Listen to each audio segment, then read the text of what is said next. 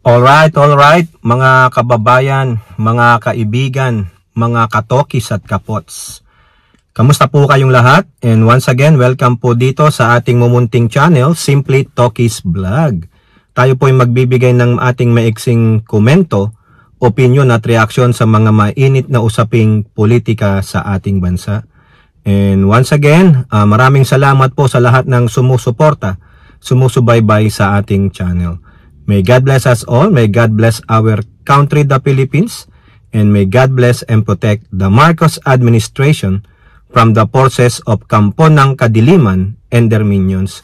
Pag-usapan natin mga kababayan, itong patutsada po nung puganteng si Harry Roque na nandoon po sa the Netherlands na sinabihan ni Mama Ogie Diaz ng nagtutungaw-ngaw ka dyan.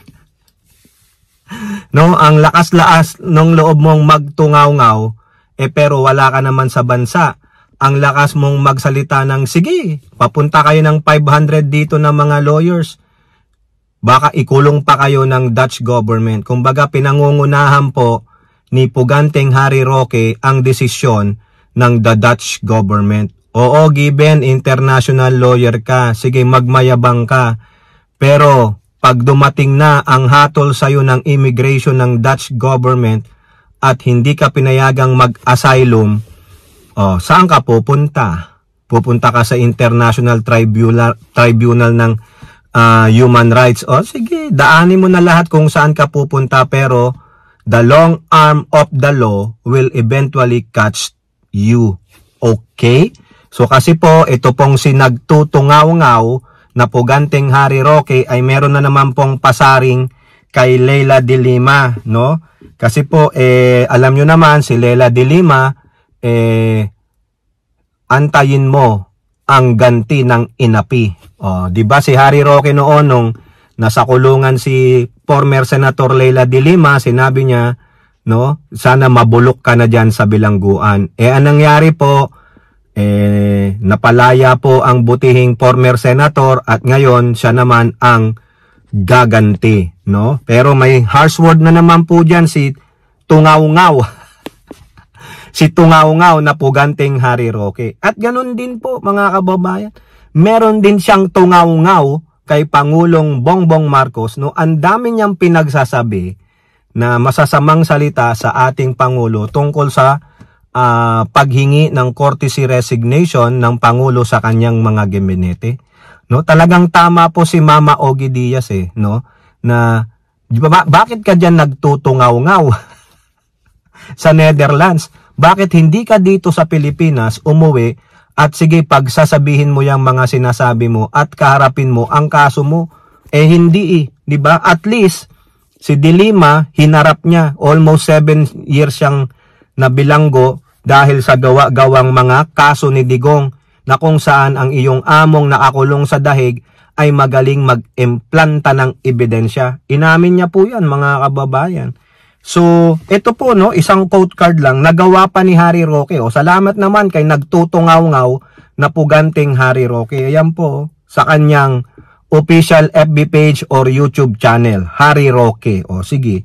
Hindi ko rin po maintindihan sa mga social media na ito na bakit hindi pa nila ma-take down ang mga social media account ni Roque. Puro naman kasinungalingan, puro paninira sa gobyerno. Sa bagay, pag nga naman na-take down, wala na tayong pagtatawanan.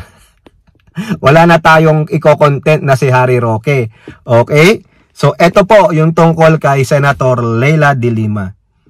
Bago mo linisin ang dungis sa iba, tignan mo muna ang putik sa mukha mo. Aminin mo ngayon sa bayan, estudyante mo ang hukom na nagpawalang bisa, nagpawalang sala sa'yo. Hindi ba? Ayun. Yun po yung insinuation ni Harry Roque na inimpluwensyahan ni Leila de Lima yung hukom na nagpalaya sa kanya, yun dyan po sa Muntinlupa Regional Trial Court. So, ibig sabihin, even though na estudyante ko, may utang na loob na ako sa kanya, malay mo, galit yung estudyante kay de Lima. Di ba? So, ini-insinuate ni Harry Roque na dahil sa estudyante ni Leila de Lima, yung judge na nagpawalang sala sa kanya, malaki impluwensya. Really? Yung Roque? Kung sabihin sa'yo nung judge na yon, walang kinalaman dito ang pagiging estudyante ko kay Leila de Lima. Ano kaya kung kasuhan ka nung judge na nagpawalang sala at sabi mong estudyante ni Leila de Lima? So ibig sabihin, hindi tumingin, hindi masusing pinag-aralan ng judge yung mga ebidensya laban sa former Senator Leila de Lima, kundi ang ginamit niya ay yung pagkakautang na loob kay Leila de Lima bilang estudyante niya. Asa ng ebidensya, Harry Roque? Nasaan? Kasi kayo na mga tatak Duterte, mga minions ng Duterte, you are after the utang na loob. Di po ba? So lahat ng ginagawa ninyo, pag kayo ay tumulong, ibig sabihin, it's a payback time kung sakasakali. Lagi na lang maniningil ng utang na loob. So dito, sinasabi niya na, linisin mo muna yung putik sa mukha mo. Akala mo naman, napakalinis mo, Harry Roque. Ay kung ganun naman pala, di mas nakakahiya ka, Harry Roque. Baka hindi lang putik ang nasa mukha mo, burak pa. Bakit? Naturingan kang abogado, nagngangaw ka dyan sa the Netherlands.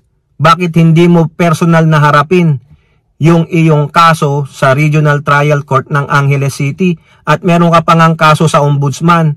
O sige, pasalamat ka, nandiyan pa si Martires hanggang July. After nyan, malamang baka ikaw ang unahin na kaso. Di po ba yung kaso niya sa land grabbing dyan po sa bayan nila sa Bataan na kung saan marami po silang nilokong mga farmers. So dito, yan lang ang sasabihin mo kay de Lima. May putik siya. Ibig sabihin, may ebidensya ka na yung judge na impluwensahan ni Leila de Lima dahil siya ang proposer nito sa law school dati. Ganon? O nasaan ng pruweba? Kaya kung ako doon sa judge na pinapatungkulan nitong si Harry Roque, magdidmanda po kayo ng cyber libel. Patunayan ni Harry Roque na ikaw ay naimpluwensyahan ng iyong profesor na si Leila de Lima kaya inakwit mo siya. Diba Harry Roque? Ganon ang insinuation mo. Aminin mo ngayon sa bayan. Estudyante mo, ano kung aaminin ni Leila de Lima, what does entails? Ano ngayon kung estudyante? Ako nga may estudyante din diyan, oh. O ngayon anong doon? Anong ganap? Estudyante lang naman. So what is the insinuation?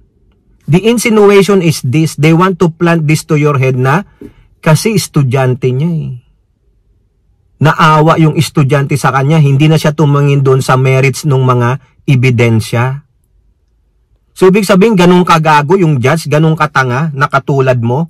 Na hindi natitingin sa mga evidences presented by both parties, yung prosecutor sa kayong defense. Wow naman, Roque. Sinasabi ko sa inyo, napaka-malicious nito. Itong sinasabi ni Roque na estudyante mo kasi yung hukom. Ano naman kung aminin nga? So what does it will tell you, Roque? Ano ngayon kung aminin? Maglabas ka ng ebidensya kung talagang na-impluwensyahan ni Leila de Lima bilang isang professor yung judge student niya. Di po ba? Hindi insinuation lang, o di ba? Nilalayo mo lang yung issue sa'yo, pati si de Lima pinakikialam mo. Ngayon si de Lima malayang malaya, incoming congresswoman pa. Ikaw, malaya nga pero punong-puno ka ng stress. You are looking at your six, you are looking on your sideways because you will never know. Baka bigla ka na lang madampot. O di po ba? O next mga kababayan, ito naman ang banat niya sa ating Pangulong Marcos on President Marcos call for Cabinet's courtesy resignation. Ito lang yung isa sa mga marami. O ito po, quote, "Tama ka Marcos Jr. Hindi nararamdaman ng mga Pilipino dahil wala kang serbisyong ibinigay." So sabi kasi ng Pangulo, disappointed ang mga Pilipino kasi natetengga, natatagalan yung mga nais nilang mga pagbabago. Pero itong sinasabi ni Harry Roque, hindi daw natin nararamdamang mga Pilipino ang serbisyong binibigay ng Administrasyong Marcos. Roque, kayo lang ng mga Duterte na mga bugok, tanga at bobo ang hindi nakakita sa mga ginawa ng administrasyong ito. So hindi ba pagsiserbisyo ang pagpapatawad sa mga kautangan ng mga agrarian reform beneficiaries, ang mga ilang milyon-milyon nilang utang sa kanilang mga lupang sinasaka? Hindi ba serbisyo ang pagbibigay ng mga punla ng mga fingerlings sa mga magsasaka at mangingisda? Hindi ba serbisyo sa mga kababayan natin ang pagbibigay ng mga kagamitang pangsaka, kagamitang pang mangingisda, yung laboratorio para testingin ang kalidad ng lupa, ang lab for all, mga ambulansya, mga patrol cruisers, mga bumbero, ano pa? Yung mga healthcare centers, ayudas, yung Porpis, AIX, Tupad, AKAP, ano pa? Ano pang serbisyo ang hindi nararamdaman ng tao? Sige nga. Anong serbisyo? Yung PhilHealth, tinaasan ng mga coverage ninyo. Magbigay ka ng specific, hindi general, Harry Roque. Kayo lang naman ang magaling mag-disinform. Kasi bakit? Habang may ginagawang tama at serbisyo ang pamalan, ayaw nyong ipamalita sa mga minions ninyo. Bagkos dinadivert ninyo, iniikot nyo ulit sa hair follicle test, di ba? Hello, Eden Santos. Bangag ang Pangulo, umalis ka na dyan, bangag ka, wala ka sa tamang pag-iisip. Ganun po di ba?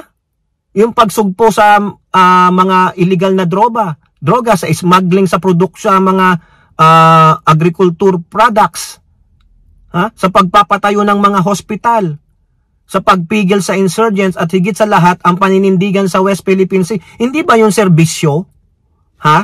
Palibasa kayo, mayayaman kayo, may mga pera kayo, ikaw nga nasa labas ng bansa Anong serbisyo ang hindi nararamdaman ng mga Pilipino? Oo, disappointed ang mga Pilipino dahil sa politiking, sa bureaucracy na meron sa gobyerno hindi rin natanggal ng amo mong si Duterte. Wala rin. Di po ba? Ano yon? Roque, anong serbisyo? Kayo po, ano pong inyong masasabi? Comment down below and don't forget to like and share. Hope to see you in our next videos. Bye-bye. God bless.